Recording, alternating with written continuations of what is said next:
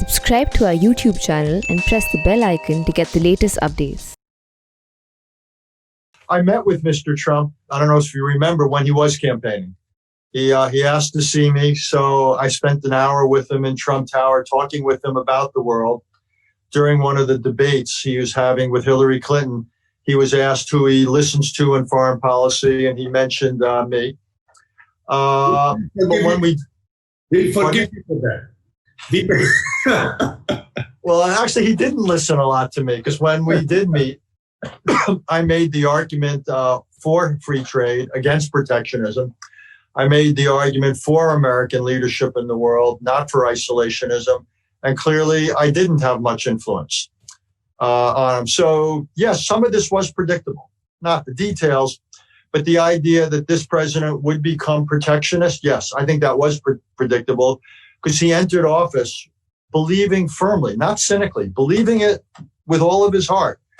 And I think he's dead wrong, but that the United States, he believes two things: that trade has been bad for the United States. We've lost more than we've gained. And that the costs of American leadership have been greater than the benefits.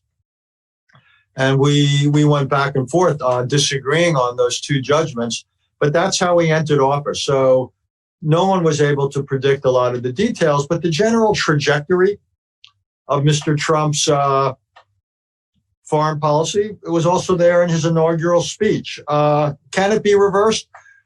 Look, I think if it is Mr. Biden, reversing it will be difficult in certain areas.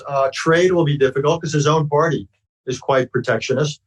Democrats, for example, were against the Trans-Pacific Partnership.